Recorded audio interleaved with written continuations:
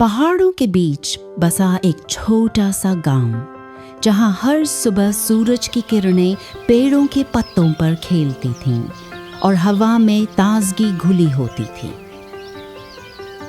दादी सूबे सूबे बुलाती हुई, अरे बेटियों, उठ जाओ, सूरज तुम्हें ढूंढने आ गया। पायल बोली। दादी 5 मिनट और सोने दो ना। अंजलि कहती। नहीं, आज हमें खेत जाना है। पायल उठाओ। दादी बोली। खेत बाद में जाना, पहले नाश्ता करो। दादी की कहानियों में जादू था। वो कहानियां जो सिर्फ सुनने वाले को ही नहीं, महसूस करने वाले को भी सजीव लगती थी। दादी कहानी बोलते हुए, बहुत साल पहले इस गांव के पीछे वाले जंगल में एक जगह है जहां रात में सितारे जमीन पर उतर आते हैं। पायल बोलती। दादी सच में? अंजलि कहती है। तो हमें भी देखना है। ये सुनकर दादी ने बोली, वो जगह सिर्फ बहादुर दिल वालों को दिखाई देती है। दोनों बहनों ने तय कर लिया था, कल का दिन सिर्फ उनके लिए होगा और उस रहस्यमयी जगह के लिए।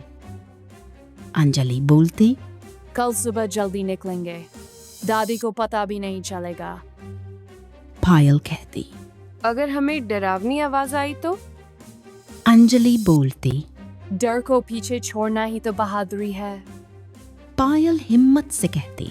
ठीक है, काल हम जरूर जाएंगे। जंगल का रास्ता हरा भरा तो था, मगर हर मोड़ पर एक नया रहस्य छुपा था। पायल बोलती, दीदी, ये जगह तो थोड़ी डरावनी लग रही है। अंजलि कहती, याद है, दादी ने कहा था, डर सिर्फ दिमाग में होता है। पायल डर कर बोली, ये क्या था? अंजलि हंसते हुए, अरे ये तो खरगोश है।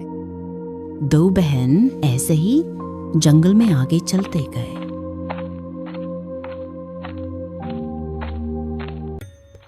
जंगल के बीच एक टूटा हुआ मंदिर खड़ा था, जैसे सदियों से किसी का इंतजार कर रहा हो। पायल डर के बोली, ये आवाज कहाँ से आ रही है? अंजलि बोलती, लगता है कोई गा रहा है। चमकता हुआ प्रतिमूर्ति देख के पायल बोलने लगी, दीदी देखो, वाह, ये तो चमक रहे हैं। ऐसे ही दोनों बहन बात करते हुए आगे बढ़ते चले। कभी कभी मंजिल के लिए सबसे मुश्किल कदम वो होता है जिसे लेने में डर लगता है। पायल घबरा के बोली, मैं पुल से नहीं जाऊंगी, ये टूट जाएगा। अंजलि ने बोला, पायल, हम साथ हैं, धीरे धीरे चलो। पायल पुल से जाते हुए गिर गई और अंजलि ने उसके हाथ पकड़ लिया। पायल राहत से, तुम नहीं होती तो मैं गिर जाती। ओह, शुक्रिया दीदी। अंजलि ने बोला, मैंने कहा था ना, डरने की जरूरत नहीं। कुछ देर चलने के बाद एक चांदनी में चमकता मैदान, और फिर जैसे किसी कहानी की किताब से निकलकर उनके सामने आया सुनहरा हिरण। उसे देख अंजलि चमक गया और बोला, ये वही है जो दादी की कहानी में था। पायल बोलती, दीदी, ये तो हमें देख रहा है। ये तो हमारे आगे आगे चल रहा है। कुछ देर चल के हिरण गायब हो जाता है। पायल कहता, ए हिरण तो गायब हो गया दीदी। शायद ये हमें मंजिल के करीब ला रहा था। तो ठीक है, हमें जल्दी चलना होगा, मंजिल अब करीब है। जंगल की रात, चांदनी की हल्की रोशनी और पेड़ों के बीच सरसराहट, हर आवाज़ एक सवाल बनकर कानों में उतरती थी। पायल ठंडे से कांपते हुए बोली, मुझे ठंड लग रही है दीदी। अंजलि धैर्य से बोली, बस थोड़ी देर और फिर हम वहां होंगे।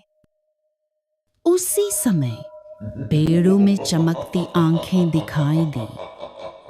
पायल डरकर बोली, ओह, ये तो उल्लू है। मैंने सोचा, छोड़ो।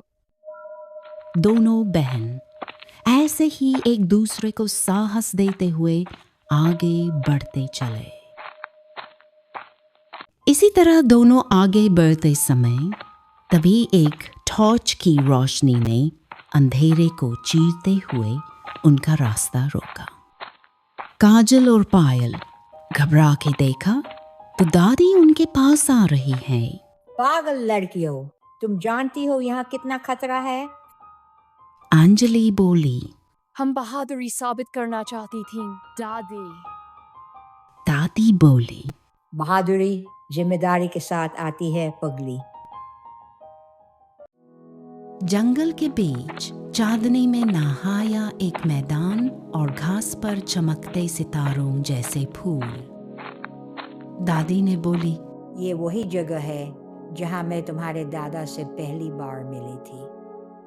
पायल बोलती है, दादी, तो ये सिर्फ बहादुर नहीं, सच्चे दिल वालों को दिखती है। दादी कहती, हाँ बेटी, लेकिन आज तुम दोनों ने ये भी साबित कर दिया। सुबह का सूरज निकलते हुए तीनों गांव लौटते उनके पीछे छोड़ आए सुनहरा जंगल। पायल चलते चलते बोलती, दादी, क्या हम फिर आएंगे? दादी बोलती, शायद, लेकिन कुछ जगहें ऐसे भी है जो दिल में ही रहती है।